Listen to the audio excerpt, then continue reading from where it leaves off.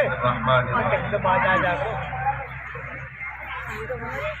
نحمده ونصلي على رسوله الكريم اما بعد اعوذ بالله من الشیطان الرجیم بسم اللہ الرحمن الرحیم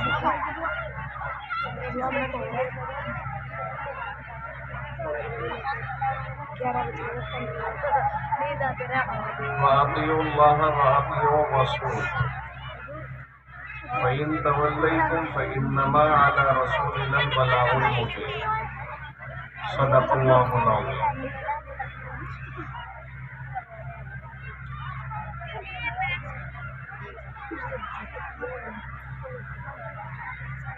وعن عبد الله بن عمر رضي الله تعالى عنهما قال قال رسول الله صلى الله عليه وسلم استحيوا من الله تعالى حق الحياء قلنا إنا نستحيي من الله تعالى يا نبي الله والحمد لله قال ليس ذلك ولكن من استحيا من الله تعالى فليحفظ الرأس وما وعى وليحفظ البطن وما حوى وليذكر الموت والبلى ومن أراد الآخرة ترك زينة الدنيا فمن فعل ذلك فقد استحيا من الله تعالى حق الحياء أو كما قال عليه الصلاة والسلام۔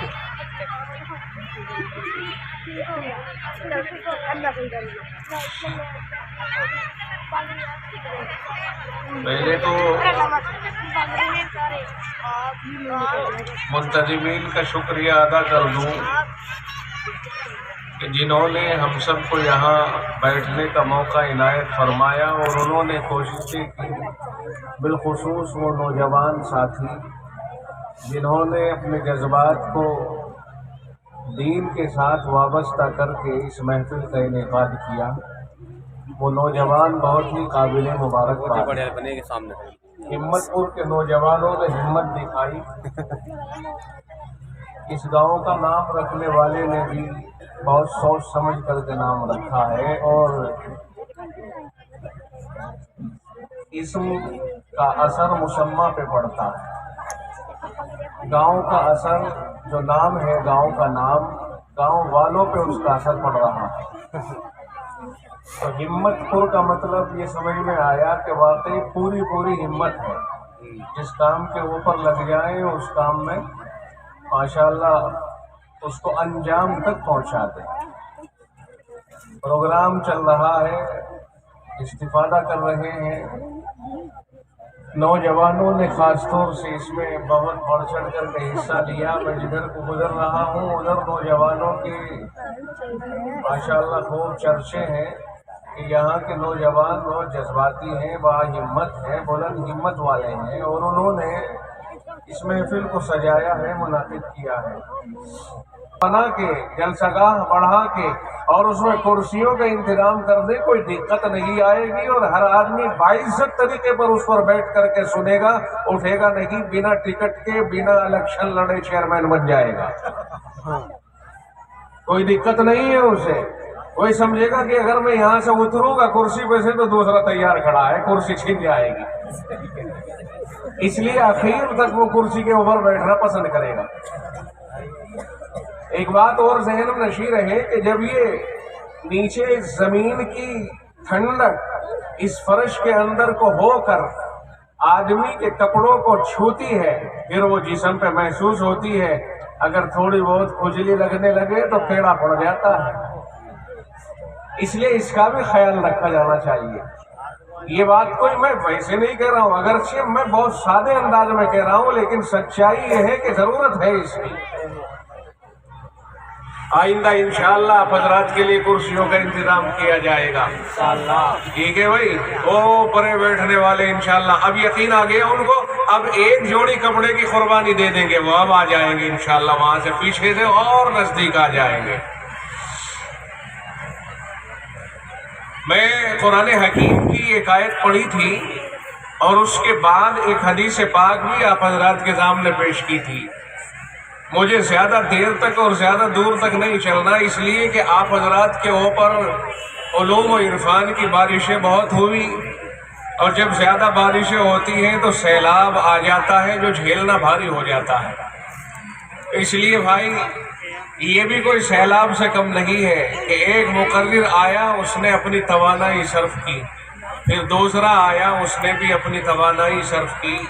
اس طرح سے مقرر کے بعد مقرر آتے آتے ہر آدمی اپنے اپنے اعتبار سے سمجھاتا ہے کہ زندگی کیسے گزارنی ہے، کس سلیقے کے ساتھ ہم کو رہنا ہے، کس انداز میں ہمیں آپس میں رہن سہن کرنا ہے، ہر ایک سمجھا کر کے جاتا ہے۔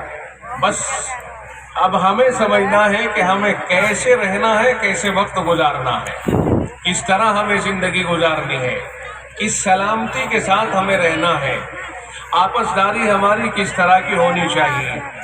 جناب حق جل مجدہ نے ارشاد فرمایا وَأَطِيعُوا اللَّهَ وَأَطِيعُوا الرَّسُولَ کہ لوگوں تم اللہ کی بھی مانو اور رسول کی بھی مانو۔ ظاہر ہے کہ اللہ تعالیٰ اپنا فرمان ڈائریکٹ انسانوں کو نہیں دیتا ہے کہ ہر آدمی کو اللہ تعالیٰ اپنا فرمان پہنچا دے، بلکہ وہ رسول منتخب کرتا ہے کسی کو، اور وہ کوئی اجنبی نہیں ہوتا ہے بلکہ انہی میں سے اللہ تعالیٰ کسی کو رسول منتخب کرتا ہے، اور اسے انہی میں سے پیدا کر کے ہونہار، خوشگوار، خوش گفتار، اچھے کردار والا انسان جو اس زمانے میں سب سے بہتر کردار والا ہو، اسے چن کر اور پھر اللہ اسے اپنے پیغام کے لیے منتخب فرماتا ہے، پیغام عطا فرماتا ہے، اور اب اس کی ذمہ داری ہوتی ہے کہ وہ قوم کو اور اللہ کے بندوں کو اللہ کا پیغام سنائے اور بچھڑے ہوئے بندوں کو اللہ سے ملائے، جو اس کا کام ہوتا ہے۔ تو اللہ تعالیٰ جو اطاعت کی بات فرما رہا ہے، اللہ کی اطاعت کرو تو اللہ کی اطاعت کی جائے گی اس پیغام کے ماتحت جو اللہ رسول کے ذریعے بندوں تک پہنچائے گا۔ ہر پیغام لانے والے کو نبی اور رسول کہا گیا، اور اس میں اس سلسلے میں سب سے اخیر میں جناب محمد رسول اللہ صلی اللہ علیہ وسلم کا انتخاب ہوا۔ آپ کے اوپر قرآن حکیم نازل ہوا، اور آپ نے یہ قرآن حکیم پیش کر دیا، اور سب کے اخیر میں آپ کو اللہ نے بھیجا۔ سارے نبیوں کے بعد اللہ نے رسول اللہ صلی اللہ علیہ وسلم کو مبعوث فرمایا، اور اب کے بعد کوئی نبی نہیں آئے گا، کوئی رسول نہیں آئے گا۔ یہ آخری پیغام ہے جو اللہ تعالیٰ نے دنیا کے سپرد فرما دیا۔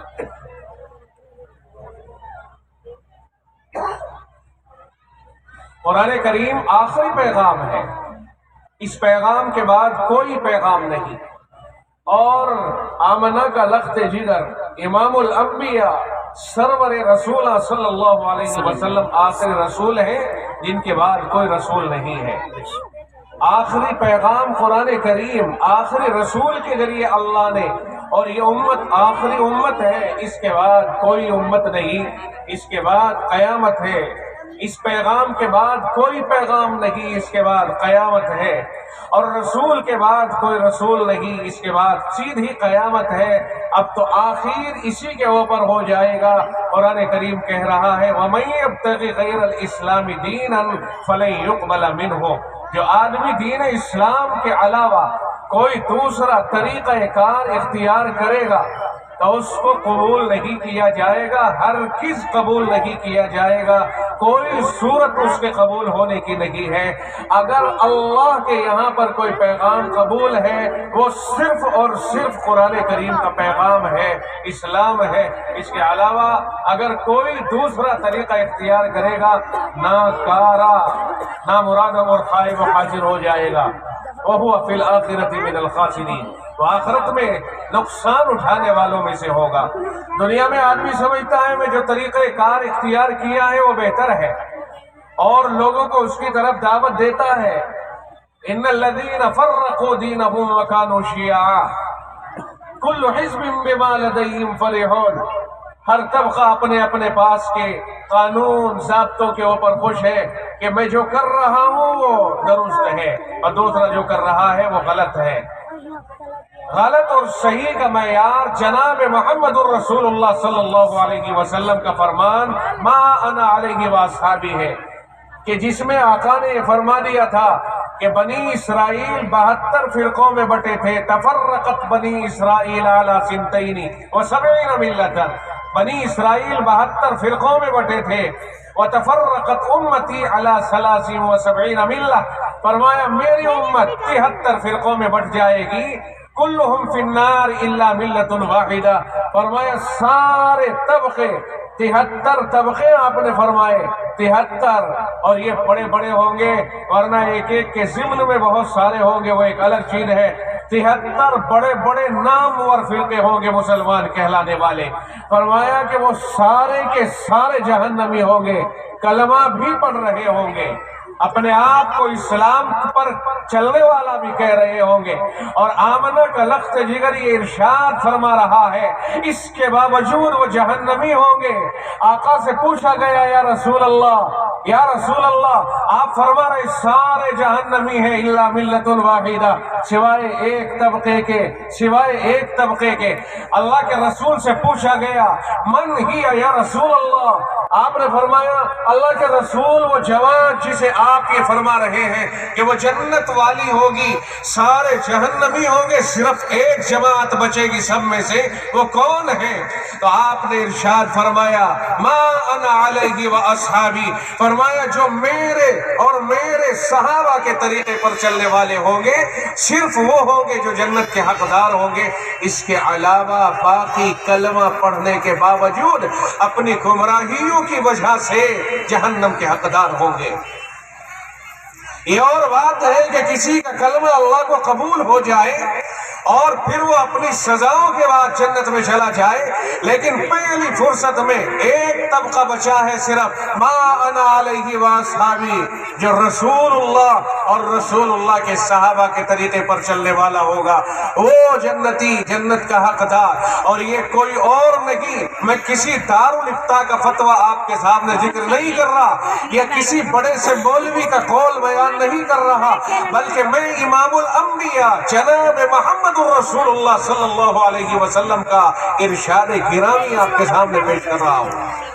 آقا نے فرمایا جو رسول اللہ کے طریقے پر چلے گا، میرے طریقے پر چلے گا اور صحابہ کے طریقے پر چلے گا، وہ جنت کا حقدار ہوگا، اور اس کے علاوہ جو اپنے طریقے پر چلیں گے اور رسول اللہ کے اور صحابہ کے طریقے سے ہٹ کر چلیں گے، فرمایا وہ سب کے سب جہنم کے حقدار ہوں گے۔ اس لیے ہمیں بھائی علماء سے راہ سمجھنی ہوگی کہ کون سی راہ وہ ہے جو رسول کی راہ ہے، کون سی راہ وہ ہے جو صحابہ کی راہ ہے، تاکہ ہم اس راستے کو اپنا کے جنت کے حقدار بن جائیں۔ علماء سے معلوم کرنا پڑے گا، اگر علماء سے دوری ہے کسی کو، خود علم حاصل کرے علماء کے ذریعے ہی تو حاصل کرے گا نا، فرشتہ تو سکھانے کے لیے آئے گا نہیں، ظاہر ہے پھر علماء کے پاس آنا پڑے گا، مولویوں کے پاس آنا پڑے گا۔ ارے بھائی مولوی انہیں کہیں گے، علماء انہیں کہیں گے جو قرآن کو اور حدیث کو، علم دین اور علم شریعت کو سیکھ لیتا ہے، وہ کوئی ماں کے پیٹ سے سیکھ کر نہیں آتا، بلکہ جب وہ پیدا ہوا، بڑا ہوا، کسی مدرسے کے حوالے کر دیا گیا، وہاں وہ مولوی بن گیا، مولوی بن گیا۔ بہت سارے ایسے بچے جو مولوی بنے، سب کو علماء اور مولوی کہا جانے لگ گیا۔ اب جنہوں نے قرآن کریم سیکھ لیا وہ ہم میں ہی سے تو ہے، غیر تو ہے نہیں۔ اس لیے ہمیں ان مولویوں سے معلومات کر کے اور اپنی زندگی کے دھارے کو درست کرنا پڑے گا۔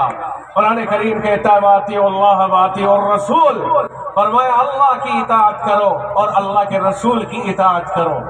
اور دیکھو اگر نہیں اطاعت کرو گے، اپنے طور پر چلو گے، تو فَإِن تَوَلَّيْتُمْ فَإِنَّمَا عَلَىٰ رَسُولِنَا الْبَلَاغُ الْمُبِينُ، اگر نہیں مانو گے، روگردانی کرو گے، منہ پھیر کر چلو گے، تو بھائی ہمارے رسول کی ذمہ داری تو یہ ہے کہ وہ وضاحت کے ساتھ بات پہنچا دے گا۔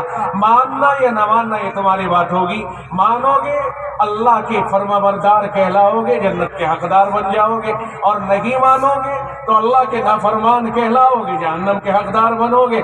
اس لیے کھول کھول کر کے پہنچانا یہ رسول کی ذمہ داری ہے، اور رسول اپنی ذمہ داری کو ادا کر کے دنیا سے رخصت ہوئے۔ اب رسول نے یہ ذمہ داری اپنی امت کے حوالے فرمائی، اور یہ فرما دیا قرآن کریم کا علم جو حاصل کرے گا وہ نبیوں کا وارث کہلائے گا، علماء کہلائیں گے۔ ان العلماء ورثۃ الانبیاء، فرمائے یہ علماء، یہ مولوی نبیوں کے وارث ہیں۔ اب اللہ تعالیٰ نے یہ ذمہ داری نبی کو اٹھا لیا اور امت کے اوپر ڈال دی۔ اب دور انبیاء ختم ہوا، دور علماء چالو ہوا۔ جناب محمد رسول اللہ صلی اللہ علیہ وسلم کے بعد دور انبیاء ختم ہو چکا ہے اور دور علماء چالو ہو چکا ہے۔ پہلے دور میں اللہ کی عادت یہ تھی کہ دور انبیاء تھا، ایک نبی کے بعد دوسرا، دوسرے کے بعد تیسرا، اور بلکہ بیک وقت کئی نبی دنیا کے اندر ہوا کرتے تھے جو اللہ کے پیغام کو علاقوں کے اندر پہنچایا کرتے تھے، خاندانوں میں، قبائل میں، علاقوں میں، شہروں میں، گاؤں میں اللہ تعالیٰ پیغمبروں کے ذریعے سے اپنا پیغام بھجواتا۔ اور اس کے بعد آخری رسول جناب محمد الرسول اللہ صلی اللہ علیہ وسلم پہ آ کے نبوت کا دروازہ بند کر دیا، اور یہ ذمہ داری کہا نبوت کا دروازہ تو بند ہو رہا ہے لیکن کام بند نہیں ہو رہا ہے، کام چالو رہے گا، کام اس طرح جاری رہے گا کہ جو دین سیکھنے والے علماء ہیں ان کے ذمے ہیں کہ وہ ساری دنیا کے اندر چل پھر کر کے اس دین کو پھیلائیں اور کونے کونے میں دنیا کے اس دین کو لے کر کے چلے جائیں۔ آج دنیا میں اس بات کا بہت اعلیٰ ترین مظاہرہ ہو رہا ہے کہ دنیا کے کونے کونے میں اللہ کا دین پہنچا ہوا ہے، اللہ کا کلام پہنچا ہوا ہے، قرآن پہنچا ہوا ہے، اور اللہ نے عادت بدلی کہ پہلے انبیاء کا دور تھا اسے روک دیا، آخری نبی کے اوپر وہاں روک کر کے اب آخر میں قیامت تک کے لیے علماء کا دور چالو کر دیا گیا۔ اب یہ پیغام نہیں رکے گا، یہ جاری رہے گا۔ نبوت روک دی، علماء کو چالو کر دیا کہ اب تمہاری ذمہ داری ہے، یہ کام تمہیں ساری دنیا میں لے کر کے چلنا ہے۔ جناب محمد الرسول اللہ صلی اللہ علیہ وسلم نے یہ فرما دیا کہ لا نبی بعدی، اب میرے بعد کوئی نبی نہیں آئے گا، اور اللہ نے نبی علیہ السلام کو ساری دنیا کے لیے اور قیامت تک کے لیے نبی بنایا، اور 23 سال کی مختصر مدت عطا فرمائی۔ 23 سالہ مختصر مدت میں آپ تو ہمت پور تشریف نہیں لائے ہیں کہ ہمت پور کے بھی نبی ہیں، اس کا مطلب یہ صاف سمجھ میں آیا کہ آپ کی نبوت کو اللہ تعالیٰ نے سارے کے سارے احکامات سے مکمل کرنے کے بعد آپ کی امت کے اندر ایسے افراد پیدا فرمائے جو اس دین کو لے کر اسی پیغام کو جو محمد الرسول اللہ کو دیا بنا کسی تبدیلی اور بنا کمی زیادتی کے ساری دنیا کے اندر لے کر کے گھوم جائیں گے۔ تو یہ میرے مصطفیٰ کی نبوت جو پوری دنیا میں پھیلنی تھی ان علماء کے ذریعے سے اللہ تعالیٰ نے پوری دنیا کے اندر پھیلا دی، اور کسی دوسرے نبی کا کوئی پیغام نہیں بلکہ محمد الرسول اللہ پہ نازل ہونے والے پیغام ہی کو لے کر کے دنیا میں تشریف لے جائیں گے۔ تو یہ پیغام اللہ کے نبی کے ذریعے سے جو آئے وہ ساری دنیا میں پھیل گیا۔ علماء نے کوئی کسر نہیں چھوڑی۔ سب سے پہلے نبی کے صحابہ، اللہ تعالیٰ نے ایسے افراد ڈائریکٹ اپنے حبیب کو عطا فرمائے جو عظیمت پسند اور ایک ایک بات کو دیانت داری، امانت داری اور ایمانداری کے ساتھ نبی سے حاصل کر کے اور اپنی جان پر کھیل کر پوری دنیا میں پہنچانے کے عزم کے ساتھ نکل گئے۔ انہوں نے دنیا کی کمان کی اور دنیا کی رہبری کی، دنیا سے شر اور فساد کو مٹایا، امن و امان کو دنیا میں پھیلایا۔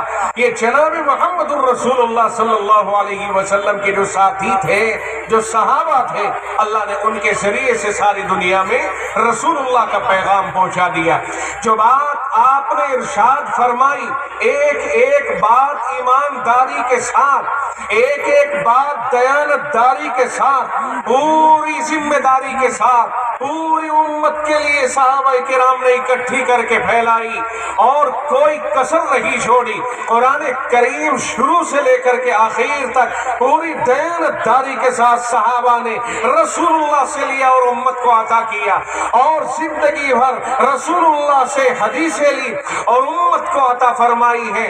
उन्हीं हदीसों में से एक हदीस मैंने पढ़ी कि आका ने इरशाद फरमाया, इस्तहयू मिनल्लाहि तआला हक़्क़ल हया, और लोगों अल्लाह से ऐसी हया करो जैसी हया करनी चाहिए, अल्लाह से ऐसे शर्माओ जैसे अल्लाह से शर्माना चाहिए। सहाबा किराम ने हया के ज़ाहिरी माना समझे, उसी एतबार से कहने लग गए, इन्ना नस्तहयी मिनल्लाहि तआला या नबी अल्लाह वल्हम्दुलिल्लाह। अल्लाह के हबीब, अल्लाह का शुक्र है, हम तो अल्लाह से हया करते हैं, अल्लाह से शर्म करते हैं। अल्लाह के नबी अलैहिस्सलाम ने फरमाया, लैसा ज़ालिक, जो तुम समझे हो हया का मफहूम वो मेरी मुराद नहीं है। हया की ये माना नहीं है कि हम तो बड़ों के सामने गर्दन झुका के खड़े हो जाएं और बड़ों के सामने नहीं बोलते। कहा ना, लैसा ज़ालिक, फरमाया ये मतलब नहीं है जो तुम समझ रहे हो।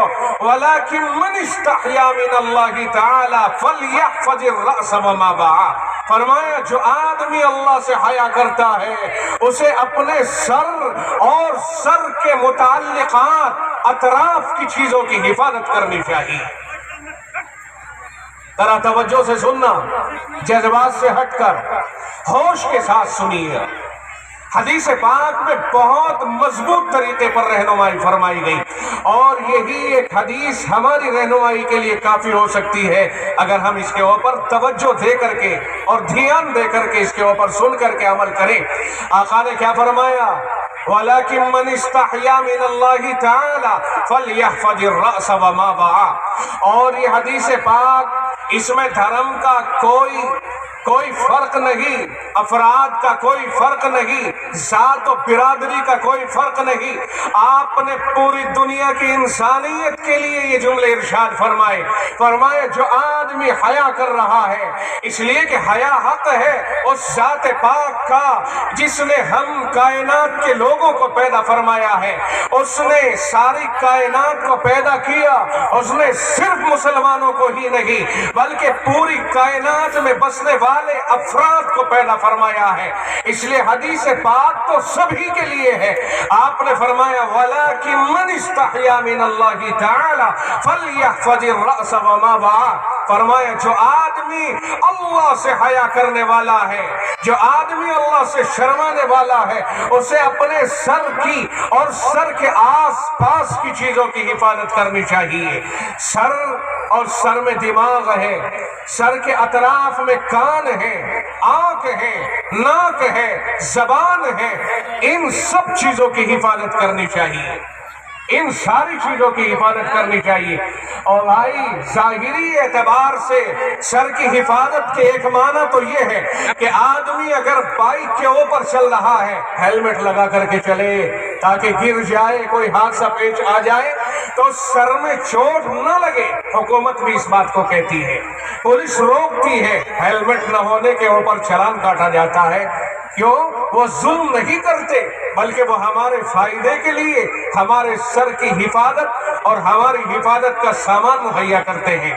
और ये चालान और ये जुर्माना ये इसलिए है ताकि आदमी अमल करने के लिए तैयार हो जाए, ये बात इसलिए है।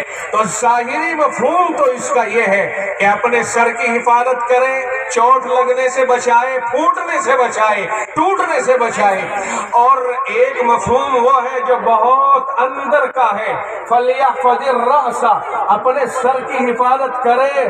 और भाई सर के अंदर दिमाग है, भेजा है,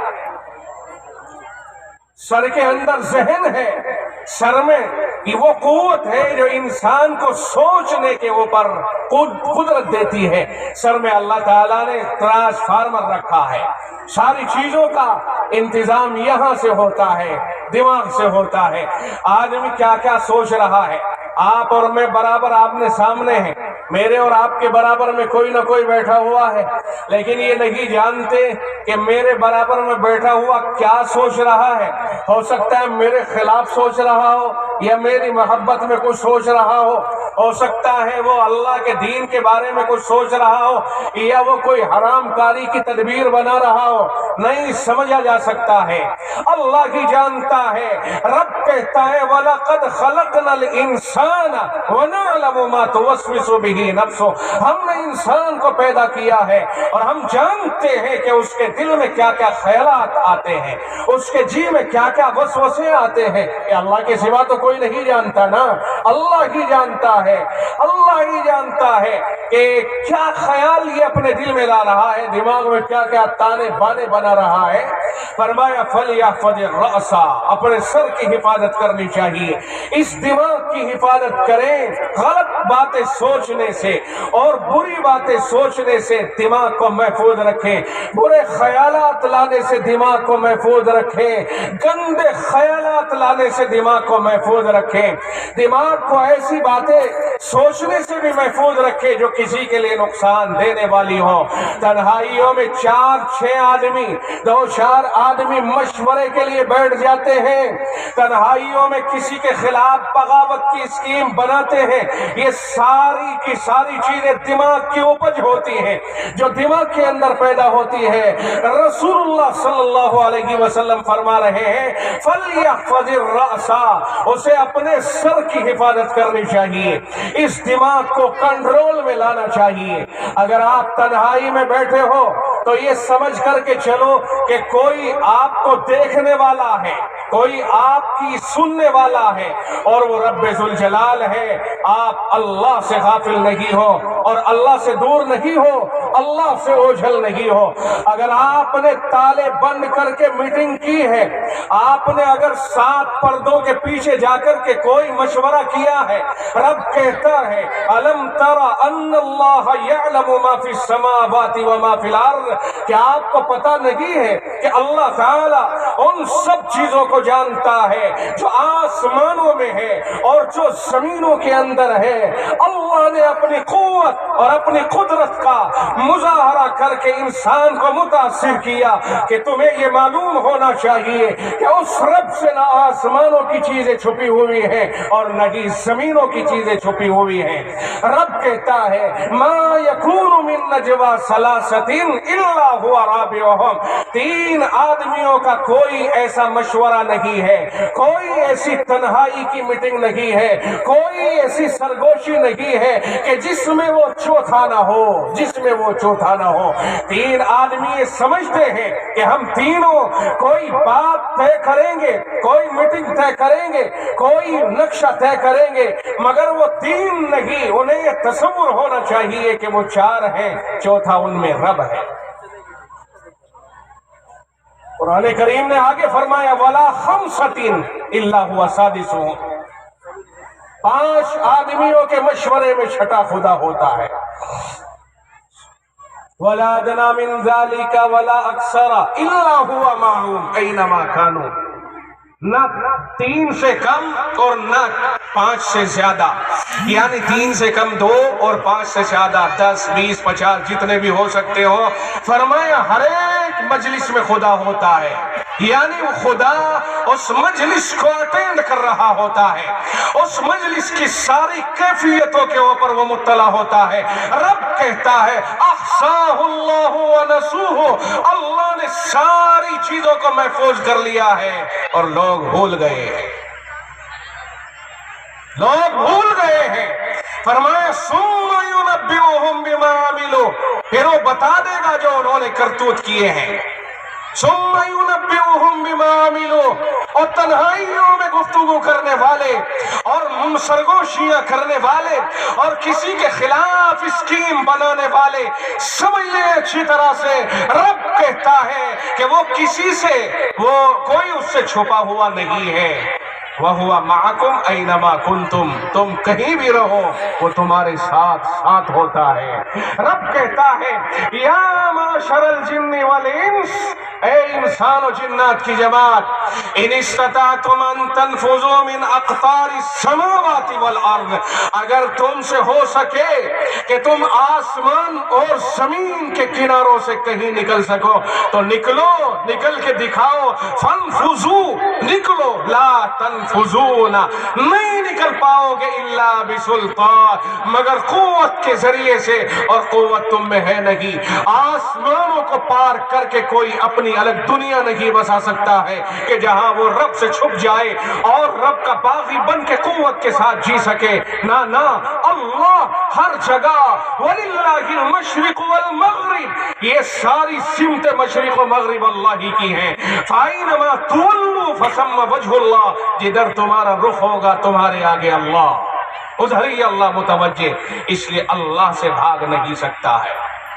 ہمیں سمجھنا چاہیے، نوجوانوں خاص طور سے آپ توجہ دیں، آپ کا ذہن ادھر متوجہ ہونا چاہیے کہ اللہ ہمیں ہر وقت میں اپنی نگرانی میں رکھے ہوئے ہیں۔ آپ سمجھتے ہو کہنے لگے کہ صاحب سیٹلائٹ امریکہ نے لگایا پوری دنیا کو دیکھ لیا، ہمارے ملک نے لگایا پورے ملک کو دیکھ لیا، ان پر بھروسہ ہے نا؟ آج کل میپ لگا دیا گیا، جس گھر کا، جس گاؤں کا نام لے دو گے، گاڑی وہیں جا کے اسی گھر کے سامنے رک جائے گی۔ یہ کیا چیز ہے؟ اسی سیٹلائٹ کے ذریعے بنائے گئے نقشے ہیں۔ ہمیں ان فانی چیزوں کے اوپر تو یقین بھی ہے، یہ خواب کی طرح سے ہے، اور خدا کی قدرت کے اوپر ہمیں یقین نہیں رہا کہ ہر چیز پر قدرت خدا بندہ عالم کو ہے۔ خدا سے کوئی بھاگ نہیں سکتا، چھپ نہیں سکتا ہے۔ اللہ ہر وقت میں ہر ایک کے اوپر قادر ہے۔ اس لیے اپنی زندگیوں کے دھارے طے کرو اور اپنے دماغ کو ٹھیک کرو، اپنے دماغ کی سوچ کو ٹھیک کرو۔ سب سے پہلے اپنے آپ کو اپنے رب سے ملانے کی فکر کریں۔ ذہن میں یہ آنے لگ گیا اس وقت میں کہ آج اسلامی تعلیم اور قرآن کریم کی تعلیم کی کوئی ضرورت نہیں رہ گئی۔ یہ دور ترقی کا دور ہے، اور اس دور ترقی کے اندر جب تک ہم یوں اور یوں نہیں چلیں گے اس وقت تک ہمیں فائدہ نہیں اور ہم کامیاب نہیں ہو سکتے ہیں۔ یاد رکھنا، دنیا کی حد تک رہ جائے گی، اور آخرت میں ہمیں وہی کام آئے گا جو اعمال صالحہ ہم نے کیے، اور یہ عقیدہ جو لا الہ الا اللہ کے ذریعے سے ہم کو ملا ہے، محمد الرسول اللہ کے ذریعے سے ہم کو ملا ہے، یہی وہ عقیدہ ہوگا جس کے ذریعے سے ہم اللہ کے یہاں کامیابی حاصل کر سکیں گے۔ سائنس نے ترقی کی ہے، آسمانوں میں لوہے کو اڑا دیا، زمینوں کو کھود کر کے اس نے خزانے نکال لیے۔ آپ بیٹھے ہیں، یہ بلند آواز سائنس کی ترقی کی بنیاد پر ہو رہی ہے۔ یہ روشنی ہے، بجلی کو قید کر لیا، چھوٹے چھوٹے بلبوں کے اندر رات کو دن بنا دیا، لیکن یاد رہے یہ یہی ختم ہو جائیں گے۔ اس سے آگے کچھ اور ہے جو آپ کی منزل ہے، یہ آپ کی منزل نہیں۔ یہاں تو اللہ نے آپ کو امتحان کے طور پر بھیجا ہے کہ رہنا بھی ہے آپ کو یہی اور کھانا پینا بھی ہے یہی، لیکن آئے ہو کہیں اور سے اور جاؤ گے وہیں جہاں سے آئے ہو۔ غافل نہ رہنا۔ اسی غفلت کو دور کرنے کے لیے اللہ نے پیغمبروں کو بھیجا، اسی غفلت کو دور کرنے کے لیے اللہ تعالیٰ نے آخری نبی کے بعد اللہ نے علماء کا انتظام فرمایا تاکہ دنیا میں لوگ یہ نہ کہہ سکے ہمیں پتہ ہی نہیں چلا تھا۔ یہ سمجھانے والے، کل قیامت کا دن ہوگا اور ہم نے اگر اپنے بچوں کی غلط پرورش کر دی ہوگی، اور غلط پرورش کے یہ معنی کہ اگر ہم نے ان کو اللہ کا دین نہیں سکھایا ہوگا، بڑی وضاحت کے ساتھ یہ بات عرض کر رہا ہوں، قرآن کریم نے اقرأ فرمایا ہے، اقرأ پڑھیے، اور مفعول ذکر نہیں فرمایا۔ مطلب یہ ہوا کیا پڑھیے یہ نہیں بتایا، اس کا مطلب یہ ہوا پڑھیے، ساری کائنات آپ کے پڑھنے کے لیے ہے۔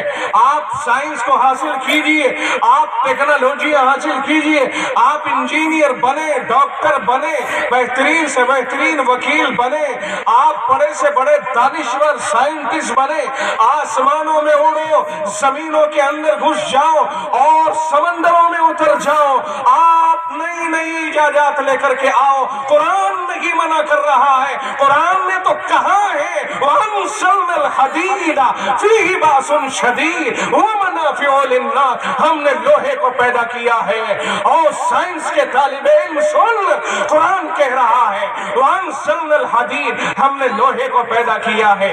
جب رب نے کہا لوہے کو پیدا کیا، لوہا کہاں ہے؟ لوہا زمین میں ہے، لوہا زمین میں بکھرا ہوا ہے، لوہا زمین میں غائب ہے۔ رب نے عقل دی، لوہے کو پیدا کیا ہے، یہ بتا دیا اور یہ کہہ دیا فیہ باس شدید، اس میں سخت دھاک ہے، رعب و دبدبا ہے۔ اور دوسرا یہ فرمایا وَمَنَافِعُ لِلنَّاسِ، اس میں فائدے بھی ہیں لوگوں کے لیے، منافع بھی ہیں۔ او بھائی، جب یہ دو باتیں رب نے کہی اور انسان کو عقل عنایت فرمائی تو عقل کے اندر تحریک پیدا ہوئی۔ جب خدا یہ کہتا ہے ہم نے لوہے کو پیدا کیا ہے تو پہلے ہم یہ ڈھونڈے کہ وہ لوہا کہاں ہے۔ رب نے دماغ میں ڈالا کہ لوہا زمین میں ہے، انسان نے زمین کو کرید کے دیکھا، لوہا مل گیا، اس کو ترتیب دیا، مختلف مراحل سے گزار کے اس نے اس کو پکا دیا اور بہتر سے بہتر فولاد تیار کر لیا۔ پھر اللہ نے فرما دیا دھاک اور دبدبا بھی ہے اور فائدے بھی ہیں۔ جب اس نے کہا دھاک بھی ہے، انسان کے دماغ میں ڈال دیا کہ یہ دھاک اور دبدبا لوہے کے ذریعے کیسے ہوگا، تو اس نے تلواریں بنا ڈالی، اس نے توپ بنا ڈالی، اس نے بڑے بڑے ٹینک بنا ڈالے، اس کے ذریعے دبدبا قائم کر لیا۔ اور جب کہا منافع للناس، اس کے ذریعے لوہے کے فائدے بھی ہیں، لوگوں کو فائدے بھی ہیں، تو اس نے فائدے کی طرف ذہن چلایا تو اس کے ذریعے مشینیں بنا ڈالی، ٹرینیں چلا دی، پٹریاں بچھا دی، مائک بنا دیا، یہ طرح طرح کی لوہے کی چیزیں بنا ڈالی۔ رب نے اشارے دیے، قرآن کریم میں ہر چیز ہے، سائنس کے علوم بھی ہے، ترقی کرنے والا چاہیے۔ اور خوب سمجھ لو، اگر کوئی یہ سمجھتا ہے بددماغ کہ سائنس یہودیوں کی ایجاد، سائنس عیسائیوں کی ایجاد ہے، وہ غلطی پر ہے، غلطی پر ہے۔ اس لیے کہ عیسائی مسلمانوں سے پہلے تھے، قرآن سے پہلے تورات تھی، انجیل تھی، یہودی بھی تھے، لیکن قرآن سے پہلے یہ ایجادات نہیں تھی جو قرآن کے بعد میں پیدا ہوئی ہے۔ یہ تمام علوم اسلامی علوم ہیں، غیر اسلامی علوم نہیں ہے۔ مسلمانوں نے سیکھائے اور پھر خود غفلت میں مبتلا ہو گئے، وہ سیکھ کر کے چلے گئے، لیبل اپنا لگایا اور تمہیں ہی بیوقوف بنایا۔ سمجھ لینا اسکول کے بچوں، میں تمہیں بار بار مخاطب بنا رہا ہوں، سمجھ لینا تمہارے پاس ایک نمبر کا ذخیرہ ہے، دنیا میں کوئی ایسا نہیں۔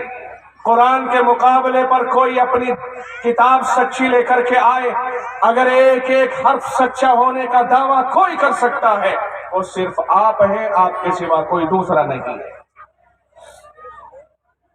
آپ کے پاس ہر چیز ایک نمبر کی ہے، بلکہ میں تو یہ کہتا ہوں کہ ہمیں یہ عقیدہ اللہ نے دیا ہے کہ تمام کائنات میں تمام پیغمبر جتنے بھی اللہ نے بھیجے ہیں، ہم سب کے اوپر ایمان رکھتے ہیں، کوئی فرق کسی کے اوپر عقیدے کے اعتبار سے نہیں رکھتے ہیں۔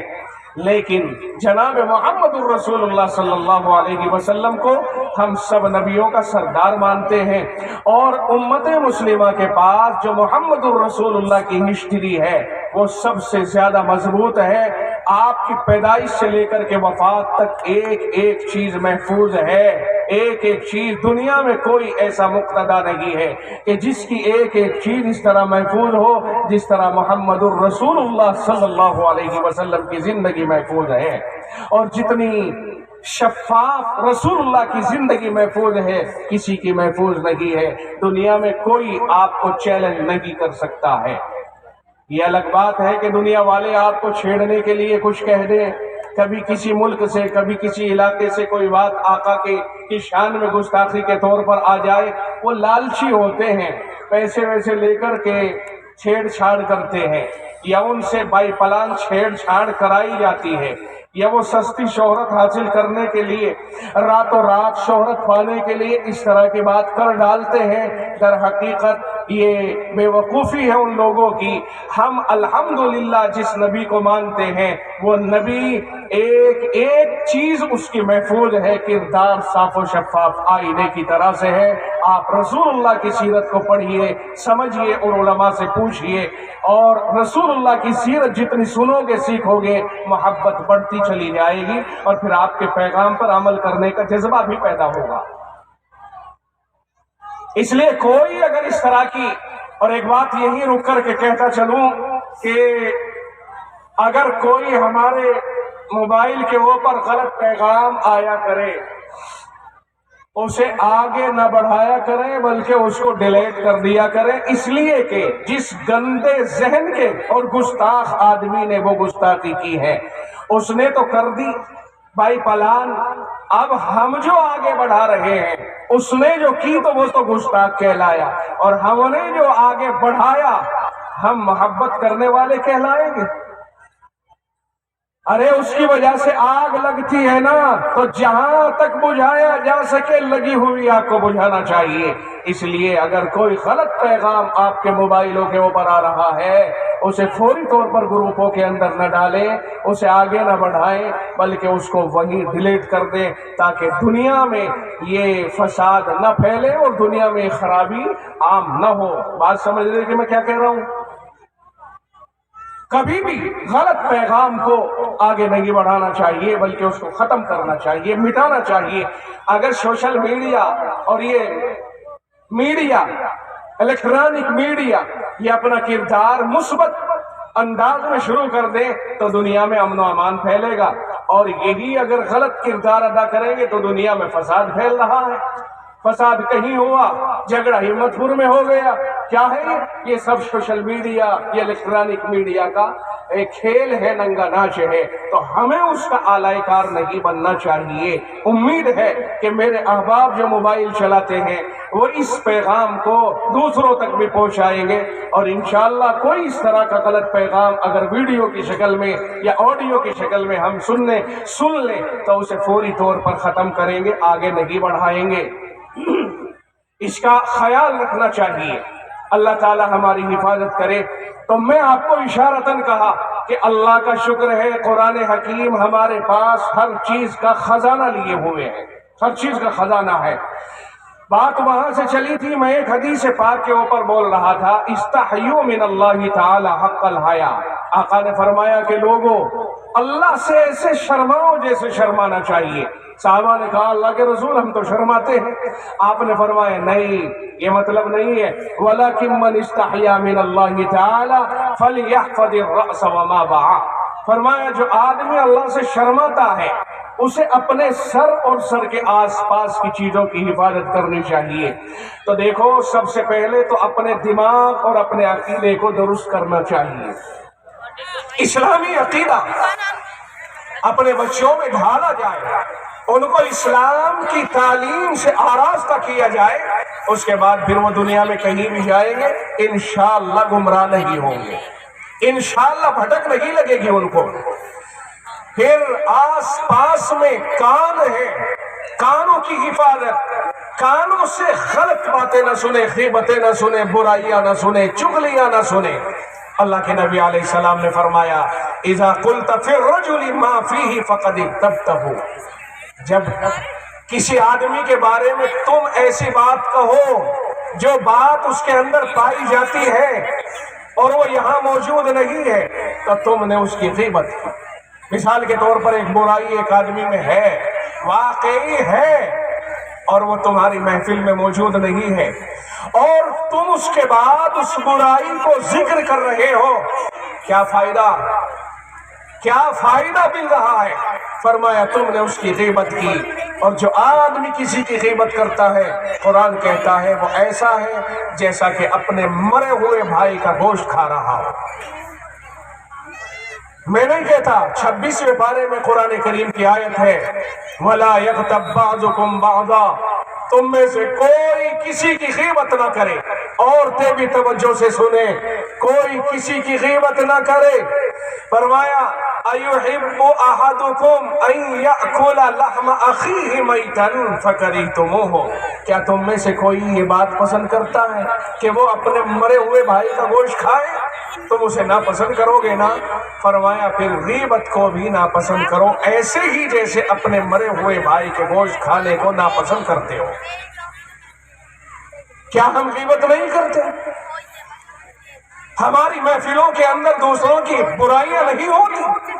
کوئی فائدہ نہیں ان باتوں سے۔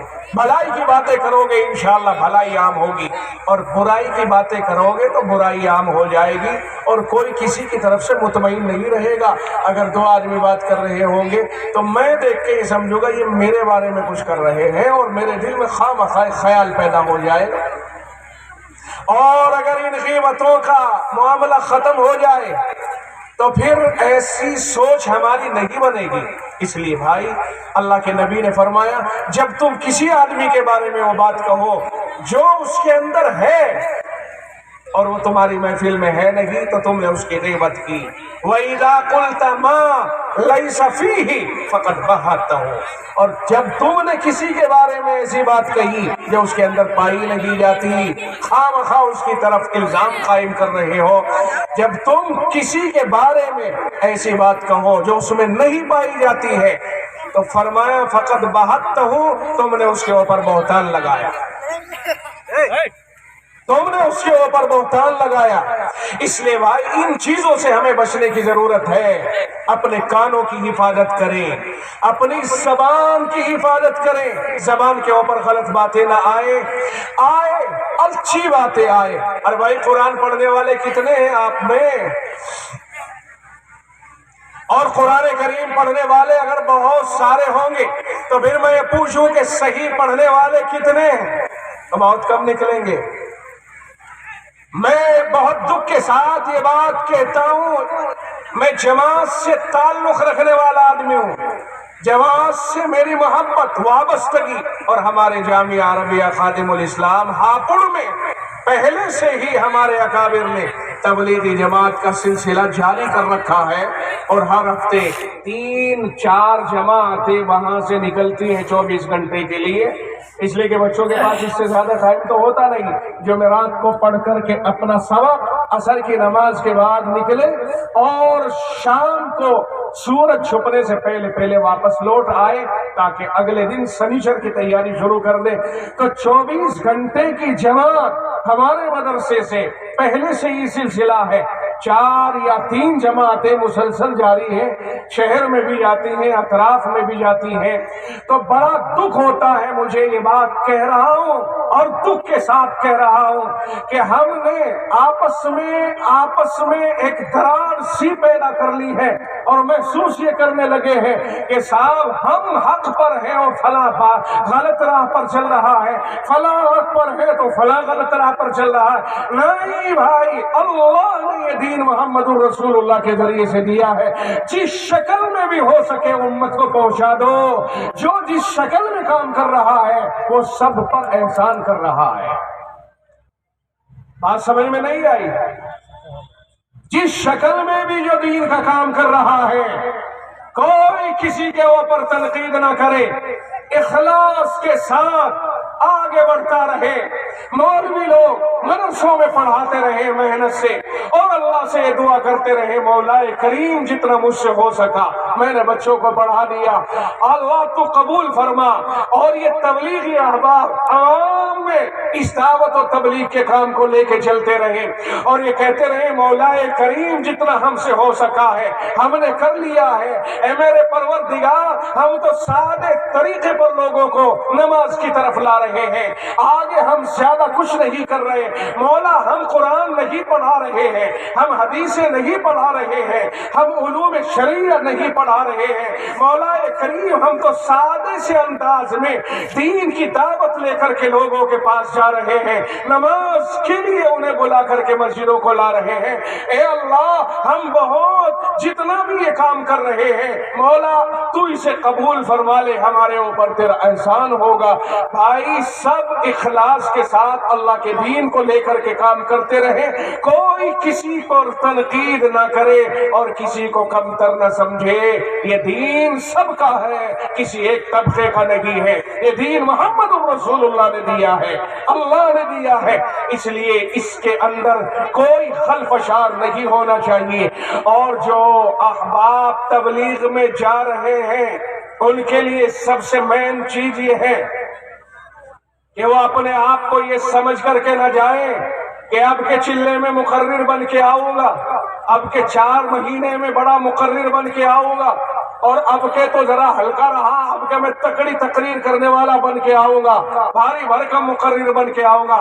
یاد رکھیے آپ مقرر بننے کے لیے نہیں جا رہے ہو، بلکہ نماز سیکھنے کے لیے جا رہے ہو، دین سیکھنے کے لیے جا رہے ہو۔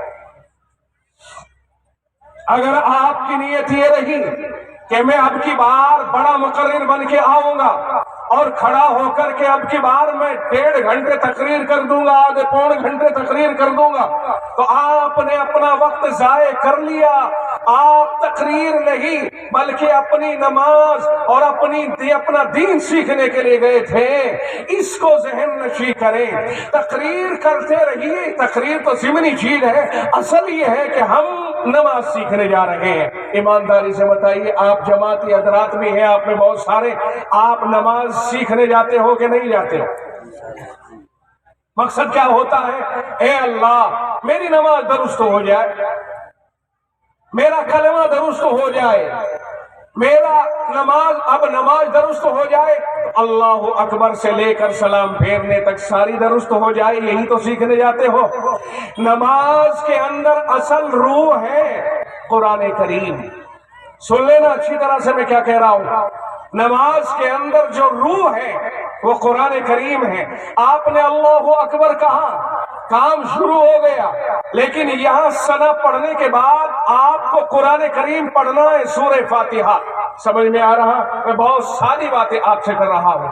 آپ نے سورہ فاتحہ پڑھنی ہے، اس کے بعد کوئی اور سورت اس کے ساتھ ملانی ہے۔ 2 رکعتوں میں فرض کی ایسے کریں گے، اور 2 رکعت جو بعد کی ہے ان میں صرف سورہ فاتحہ پڑھیں گے، اور اس کے بعد رکوع میں چلے گئے۔ آپ نے رکوع کی تسبیح پڑھی سبحان ربی العظیم، سنت ہے۔ آپ نے اگر 5 بار پڑھا تب، 3 بار پڑھا تب، 1 بار پڑھا تب، نماز ہو گئی، آپ کی کوئی فرق نہیں۔ 3 بار جو ہے ادنا، سنت کا ادنا درجہ ہے کہ کم از کم 3 بار کہیے یا 5 بار کہیے یا اس سے زیادہ کہہ لیجئے، سبحان ربی الاعلیٰ یا سبحان ربی العظیم۔ آپ نے اگر پورے طور پر اس کلمے کو ادا بھی نہیں کیا، یعنی مخارج کے ساتھ، تب بھی کام چل گیا۔ لیکن قرآن کریم میرے بھائیو ایسا ہے کہ اسے صحیح پڑھنا ہی پڑے گا۔ قرآن کریم اللہ کا کلام ہے، قرآن کریم کو صحیح پڑھنا سیکھنے کی ضرورت ہے۔ ہمیں بہت جماعت سے جوڑ ہونے کی وجہ سے مجھے اور زیادہ احساس ہوتا ہے اپنے بھائیوں کے اوپر کہ بہت تیر مارا کسی نے تو ایک دو صورتیں سیکھ لی، پورا چلہ گزر جاتا ہے، 4 مہینے گزر جاتے ہیں، سمجھ میں نہیں آتا ہے کہ وہ سیکھتے کیا ہے۔ قرآن کریم کو باقاعدہ مضبوطی کے ساتھ سیکھنا بے حد ضروری ہے۔ اگر آپ کے پاس، او بھائی جس جذبے سے میں بول رہا ہوں اسی جذبے کے ساتھ میری بات کو سمجھنے کی کوشش کریں۔ میں اپنے بھائیوں کو یہ مشورہ دیتا ہوں، تبلیغی احباب کو، کہ جب آپ جماعت میں جائیں قرآن کریم کو صحیح سیکھنے پر زیادہ توجہ دیں۔ اگر آپ کے پاس امیر اچھا ہے جو قرآن اچھا پڑھنا جانتا ہے تو اچھی طرح وہ سکھا دے گا۔ آپ کے ساتھیوں میں کوئی قرآن اچھا پڑھنا جانتا ہے وہ سکھا دے گا، اور اگر نہیں تو پھر جو امام اس مسجد کا ہے اس سے درخواست کیجئے، وہ آپ کو ٹائم دے گا اور آپ اس سے قرآن کریم سیکھیے۔ یہ چند صورتیں اچھی طرح سیکھ کر کے وہاں سے آئیے۔ اس لیے جو احباب جماعت کی طرف رخ کریں وہ قرآن کریم پر سب سے زیادہ توجہ دیں۔ قرآن کریم اللہ کا کلام ہے۔ بات سمجھ میں آئی کہ نہیں آئی بھائی؟ جہاں اور ساری چیزیں سیکھتے ہیں وہیں قرآن کریم کی صورتوں کو کم از کم علم تری کیف سے جو آگے آگے کی 10 صورتیں ہیں ان کو سیکھنے کی پوری کوشش کریں جو لوگ۔ باقی تو یہ ہے کہ اپنے محلے کے امام سے بھی یہ خدمت لی جا سکتی ہے، مغرب کے بعد یہ جو بھی آپ کا ٹائم ہے امام صاحب سے بات کرو۔ کوئی امام ایسا نہیں جو آپ کو یہ کہہ دے میں آپ کو نہیں سکھاؤں گا، ٹائم آپ کے پاس ہونا چاہیے۔ کیا آپ کو اور ہمیں قرآن کریم سیکھنے کی ضرورت ہے کہ نہیں ہے؟ ارے اللہ کے نبی علیہ السلام نے فرمایا قل هو اللہ تعدل ثلث القرآن، فرمایا قل هو اللہ کی سورت، قل هو اللہ احد کی سورت چھوٹی سی سورت ہے، فضیلت کے اعتبار سے تہائی قرآن کے برابر ہے۔ ارے تمہارا باپ یا تمہارا کوئی رشتہ دار، تمہارا گھر کا کوئی فرد یا تمہارے محلے کا کوئی فرد یا امت کا کوئی فرد مسلم اللہ کو پیارا ہو جائے، جاؤ کہیں بھی بیٹھ کر کے ایک دفعہ قل هو اللہ احد کی یہ چھوٹی سی سورت پڑھو اور اللہ سے درخواست کرو بارگاہ رب العزت میں کہ مولا کریم یہ چھوٹی سی سورت میں نے پڑھی ہے، اسے قبول کر کے اس کا ثواب ہمارے فلاں آدمی کو پہنچا دے۔ رب کی قسم فضیلت کے اعتبار سے 1/3 قرآن کے برابر آپ نے اس کو ثواب پہنچا دیا۔ یہ میں نے کی آمنہ کا لخت جگر امام الانبیاء صلی اللہ علیہ وسلم کا ارشاد ہے۔ قرآن کریم کو معمولی مت سمجھنا، قرآن کریم ایک ایسی چیز ہے جس سے بڑھ کر کے کوئی کلام نہیں، اس لیے کہ یہ اللہ کا کلام ہے۔ تو بھائی تبلیغی احباب بھی اس کو اور جو مدارس کے احباب ہیں بچوں کو پڑھانے والے کسی کے کہنے سے کبھی بھی بچے کو غلط قرآن نہ پڑھانا۔ بہت سے بچے ایسے ہوتے ہیں جن کے ماں باپ انہیں اسکول میں بھی بھیجتے ہیں اور وقتی طور پر آدھے گھنٹے کے لیے 1 گھنٹے کے لیے کسی مسجد کے مکتب میں بھی بھیج دیتے ہیں اور استاد پر دباؤ بناتے ہیں استاد جی جلدی پورا کرا دو، اس لیے کہ اسکول میں ہمیں اسے آگے کا کورس کرانا ہے۔ وہ کہتے ہیں جی جلدی کراؤں گا تو صحیح نہیں پڑھ پائے گا، یاد نہیں رکھ پائے گا، میں تھوڑا پڑھا رہا ہوں تاکہ مضبوط ہو جائے۔ انہیں کہا جی 1 سال کا ٹائم جلدی سے اس میں نکال دو، جیسا بھی ہے آپ پیچھے کا مت دیکھو، آگے کو نکالتے چلے جائیے۔ اگر قرآن کو اتنا ہلکا لے رہے ہو تو برائے مہربانی استاد محترم معذرت خواہی کر لے ان سے کہ میں تمہارے کہنے سے غلط قرآن نہیں پڑھا سکتا۔ جناب رسول اللہ صلی اللہ علیہ وسلم نے فرمایا لا طاعت لمخلوق فی معصیت الخالق، اللہ کی نافرمانی جہاں ہو رہی ہو وہاں کسی کی بات ماننا جائز نہیں ہے۔ قرآن تیرے اور میرے باپ کا کلام نہیں ہے، یہ رب کا کلام ہے اور رب کے کلام کو درست پڑھانے کا حکم ہے۔ غلط پڑھانے کے لیے اگر کوئی کسی کی مانتا ہے استاد جی بھی اللہ کے یہاں پکڑا جائے گا اور چودھری صاحب بھی پکڑا جائے گا۔ تھوڑا پڑھ لو لیکن درست پڑھ لو۔ اس لیے جلدی کوئی نہیں، جلدی تو وہ ہے جہاں اہمیت نہیں سمجھتا ہے، اس کا مطلب اہمیت نہیں سمجھ رہا ہے۔ قرآن سے بڑھ کر کے کون سی چیز ہے؟ میں آپ سے پوچھنا چاہوں گا آپ کے عقیدے کے اعتبار سے، آپ سے اگر میں یہ پوچھتا ہوں کہ ایک کتاب ہندی کی یا اردو کی یا کوئی بھی کتاب وکالت کے کورس کی لکھی ہوئی رکھی ہے، انجینئرنگ کی یا ڈاکٹری کی کتاب رکھی ہوئی ہے، کیا آپ اسے قرآن کے اوپر رکھ دو گے؟ میں آپ سے زبردستی گردن نہیں ہلوا رہا ہوں، آپ سچائی کے ساتھ بتائیے کیا قرآن پر کسی بھی کتاب کو رکھ دو گے؟ سوچو پھر میں نے اشارہ کیا کیا ہے۔ اور قرآن کو کسی بھی کتاب پر رکھنا جائز ہے کہ نہیں؟ کوئی بھی کتاب ہو اس پر قرآن کریم کو رکھنا جائز ہے کہ نہیں ہے؟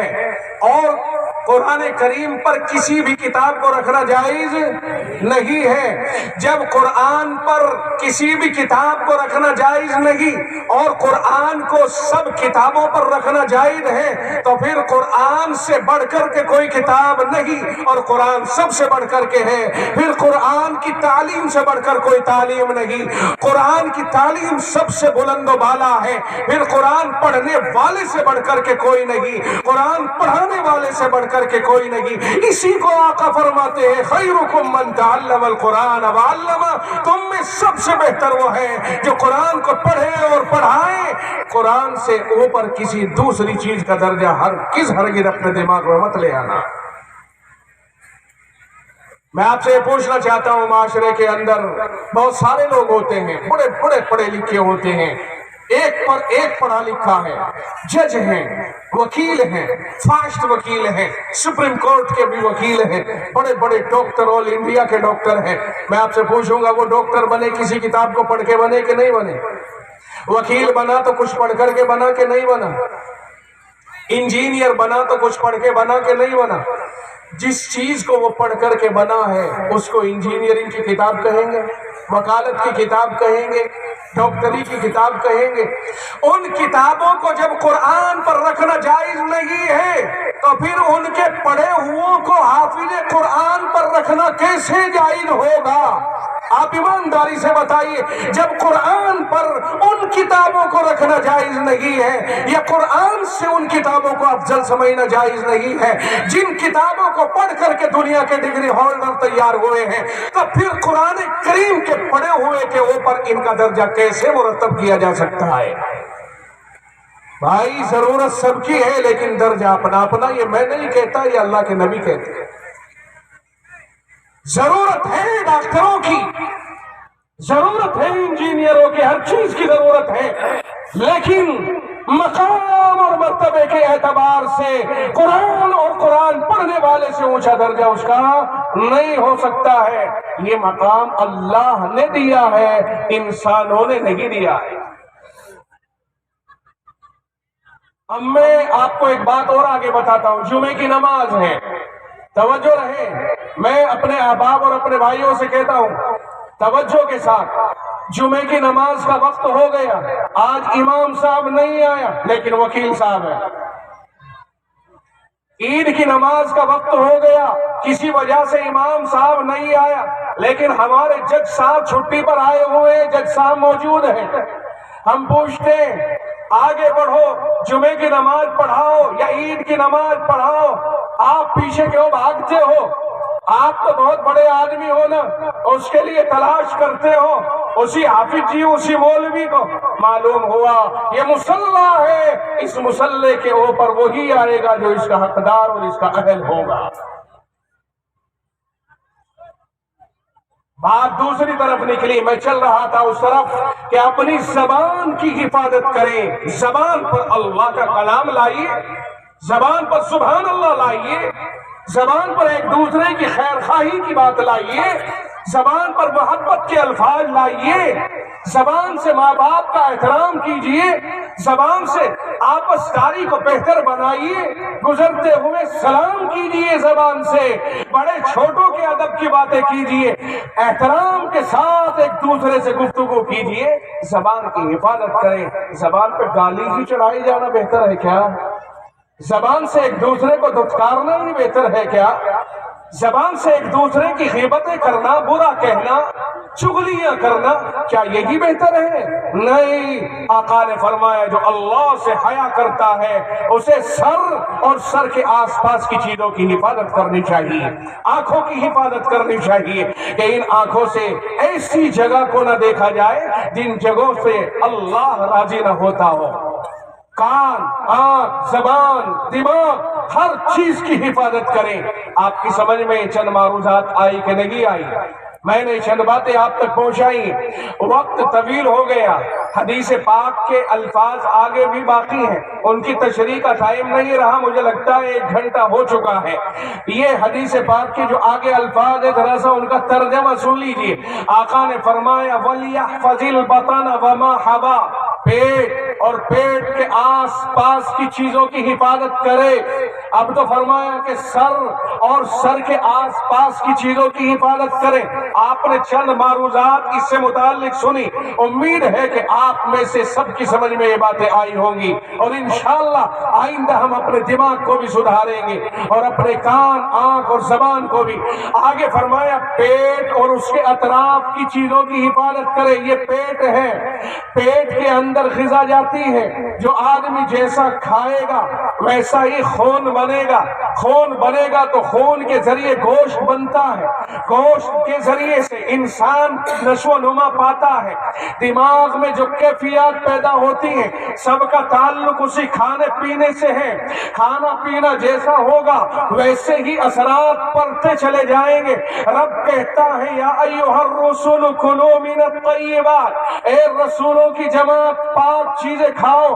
اس کا مطلب یہ ہوا کہ رسول تو پاک ہی کھاتے ہیں، اللہ ان کی پرورش تو ایسی ہی کرتا ہے کہ رسول کی غذا کبھی غلط نہیں ہو سکتی ہے، مگر جب اللہ رسولوں کو بھی مخاطب بنا رہا ہے تو رسول کی امتوں کو تو بدرجہ اولا ان کے اوپر عمل کرنا ضروری ہوگا، جو گناہ گار بھی ہوتے ہیں اور نیکوکار بھی ہوتے ہیں۔ فرمایا رسولوں پاک چیزیں کھاؤ اور نیک اعمال کرو۔ معلوم ہوا پاک چیزیں کھانے کا نتیجہ نیک اعمال نکلے گا، اچھی حلال پاکیزہ طیب جو ہمارے لیے حلال ہے وہی چیزیں۔ اللہ نے بہت ساری چیزوں کو حرام بھی تو کیا ہے نا، ارے سانپ حرام، کچھوا حرام، اور یہ کتا حرام، یہ درندے حرام۔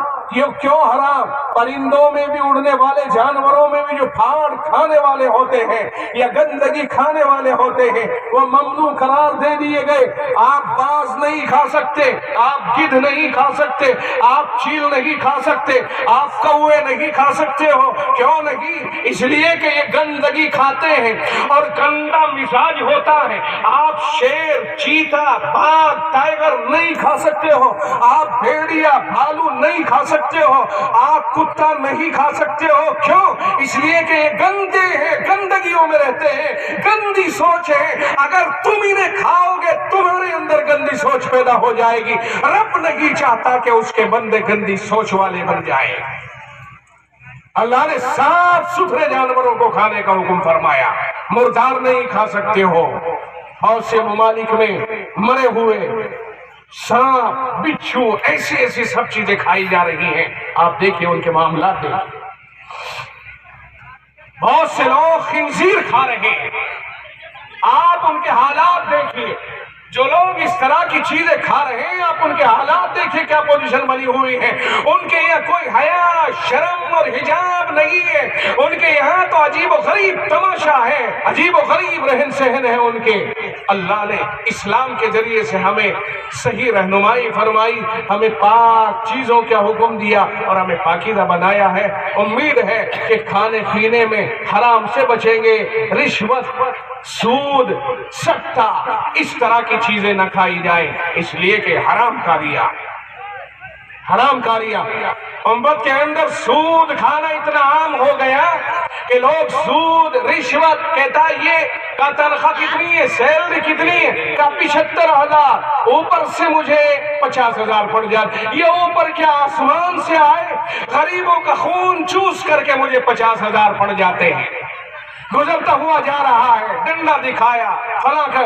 ارے بھائی اوپر نہ کہو، اوپر اور نیچے کچھ نہیں، جو تمہیں حلال ہے صرف اس کا استعمال کیجئے، تم حرام کا استعمال نہ کرو۔ کبھی اپنے بچوں سے پوچھ تو لیا کرو کہ تم جاب کر رہے ہو، تمہاری تنخواہ تو اتنی ہے، یہ آیا کہاں سے ہے؟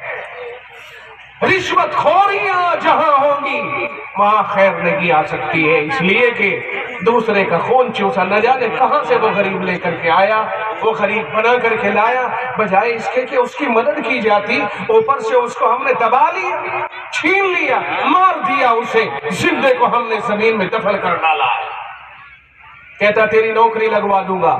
اچھا نوکری لگوا دے گا مگر 10 لاکھ روپے لگیں گے صاحب۔ کہاں کدھر لگیں گے؟ کمپرومائز ہو رہا ہے۔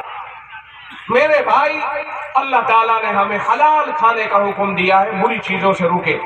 یہ پیٹ ہے نا، یہ ایسا گودام ہے، جس نے اس کی حفاظت کر لی اس کے پورے جسم کی حفاظت ہو گئی، دماغ کی حفاظت ہو گئی، اور یہ جس سے سنبھالا نہیں گیا سمجھ لو برباد ہو گیا۔ بیمار بھی تو اسی پیٹ کے ذریعے زیادہ ہوتے ہیں نا، اندھا دھند کھاتے ہیں۔ صاحب بارات میں چلے گئے، بہت اچھے کھانے تھے، اچھے کیا تھے، فرائی تھی، چکن چلی تھی، بٹر، فلاں، ارے صاحب کیا ٹھکانے، کھاتے اوپر سے وہ کولڈ ڈرنک اور یہ اس کے بعد آ کر کے اپنے گھر میں پتہ چلا کیا ہوا، کس کس کے ساتھ میں کیا ہوا، ذرا ان کے فلیح سے معلوم کرنا کیا پوزیشن رہی اس کی۔ اور میرے بھائی کھانے پینے کی احتیاط بھی بہت ضروری ہے۔ تو اپنے پیٹ کی حفاظت، پیٹ کے آس پاس کچھ اور بھی چیزیں ہیں کہ نہیں ہے، پیشاب گاہ ہے کہ نہیں ہے، فرمایا اس کی حفاظت کریں۔ یہ ہاتھ، یہ پیر، یہ ہاتھ ظلم کے لیے نہ اٹھیں، جب بھی اٹھیں کسی کی مدد کے لیے اٹھیں، کبھی بھی کسی پر ظلم کے لیے نہ اٹھیں۔ یہ پیر کسی کے لیے ظلم کے لیے نہ اٹھیں، کسی کے خلاف نہ اٹھیں، جب بھی اٹھیں کسی کی حمایت میں۔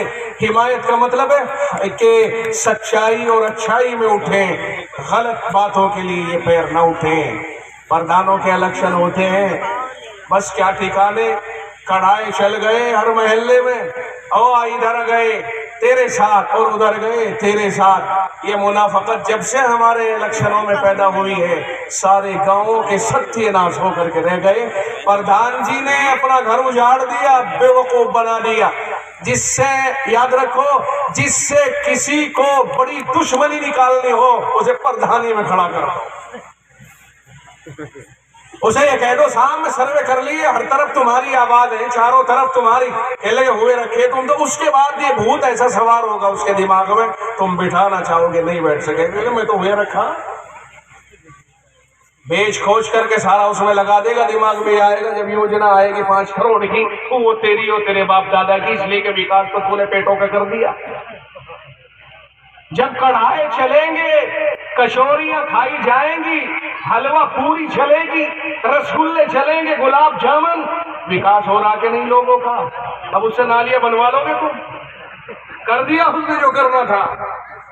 اور میرے بھائی ووٹ ایسی چیز نہیں ہے، یہ گواہی ہے جو سچائی کے ساتھ دی جاتی ہے، رشوتوں کے ساتھ گواہیاں نہیں دی جاتی ہیں۔ اللہ سے حفاظت کی دعا کرو، اللہ ہماری حفاظت فرمائے۔ یہ ہاتھ اور یہ قدم کسی کے لیے جائز اور بہتر کاموں میں اٹھنے چاہیے، غلط اور ناجائز کاموں میں نہیں اٹھنے چاہیے۔ میرے بھائی اللہ کے نبی علیہ السلام نے کیا فرمایا؟ جو آدمی اللہ سے حیا کرتا ہے، سر اور اس کے آس پاس کی چیزوں کی حفاظت کرے، اور پیٹ اور اس کے آس پاس کی چیزوں کی حفاظت کرے، اور فرمایا وَلْيَذْكُرِ الْمَوْتَ وَالْبِلَا، موت اور موت کے بعد جو سڑے گا، گلے گا، بوسیدہ ہوگا، کیڑے پڑ جائیں گے، مٹی بن جائے گا، اسے یاد کرے۔ او حسین، اسے یاد کر۔ یہ جو سر میں لگاتا ہے، یہ جو تیل لگاتا ہے، یہ جو بال اوپر کو کر کے ذرا گردن ہلاتا ہے، یہ بال ہلے کہ نہیں ہلے، یہ جو تو انداز اختیار کرتا ہے، تھوڑی دیر کے لیے یہ سوچ لے کہ مٹی میں جا کر کے تیرے بڑوں کا کیا ہو گیا، ان پہلوانوں کا کیا ہوا جنہیں تم اپنے کندھوں پہ اٹھا کے قبرستان کے حوالے کر کے آئے تھے۔ فرمایا وَلْيَذْكُرِ الْمَوْتَ وَالْبِلَا، موت اور موت کے بعد بوسیدہ ہونے کو یاد کرتا رہے۔ اور جو آدمی آخرت کا طالب ہوگا اسے دنیا سے کیا مطلب؟ جو آدمی آخرت کا طالب ہو گیا، مجھے آخرت چاہیے میرے پروردگار، اسے دنیا میں ہوڑ نہیں لگے گی، وہ دنیا میں یہ نہیں سوچے گا یہ فارچونر لے کر کے آیا تو اوڈی لے کر کے آ، وہ یہ نہیں سوچے گا اس نے 2 منزلہ مکان بنایا تو تیری ناک کٹی تو 4 منزلہ بنا، وہ یہ نہیں سوچے گا کہ اگر اس نے شادی بیاہ کے اندر اتنا خرچہ کیا تو اس سے زیادہ خرچ کر، ناک لمبی کر، یہ ناک کہیں تک نہیں، یہ ناک زمین میں جا کر کے خاک آلود ہو جائے گی، ان آنکھوں میں کیڑے گھومیں گے، یہ کلے ختم ہو جائیں گے، یہ ہڈیاں، یہ پہلوانوں کے بازو، یہ سب ختم ہو جائیں گے، سب دھرا کا دھرا رہ جائے گا، اور وہاں جا کر کے اللہ کے سامنے حساب و کتاب دینا ہوگا۔ اپنی آخرت کی تیاری جو کرنے لگ گیا اسے دنیا سے کیا مطلب؟ وَمَنْ أَرَادَ الْآخِرَةَ تَرَكَ زِينَةَ الدُّنْيَا، اس نے دنیا کے زیب و زینت کی طرف سے دھیان ہٹا لیا۔ فرمایا فَمَنْ فَعَلَ ذَلِكَ فَقَدْ اسْتَحْيَا مِنَ اللَّهِ تَعَالَى حَقَّ الْحَيَاءِ، جس نے یہ کام کر لیے وہ اللہ سے شرما گیا۔ بات سمجھ میں آ گئی؟ سر اور اس کے آس پاس کی چیزوں کی جس نے حفاظت کر لی، پیٹ اور اس کے آس پاس کی چیزوں کی جس نے حفاظت کر لی، جس نے موت کو یاد رکھا اور مرنے کے بعد قبر میں جا کے بدحالی کو دھیان میں رکھا، اور جو آدمی آخرت کی طرف توجہ دے کر کے دنیا کے اوپر دھیان نہ دے، ضرورت کے بقدر کی تو اجازت ہے، لیکن یہ جو ایک دوسرے کے پیچھے لگ کر کے حرام اور حلال کی تمیز ختم ہوتی جا رہی ہے، اس سے بچ جائے۔ فرمایا جو آدمی ایسی زندگی گزارے گا فقد استحیا من اللہ حق الحیا، اس نے اللہ سے صحیح معنی میں شرم کی اور حیا کی، اور جو اللہ سے شرمائے گا وہ کامیابی کی راہ پائے گا۔ اللہ تعالی عمل کی توفیق مرحمت فرمائے۔ وآخر دعوانا الحمدللہ۔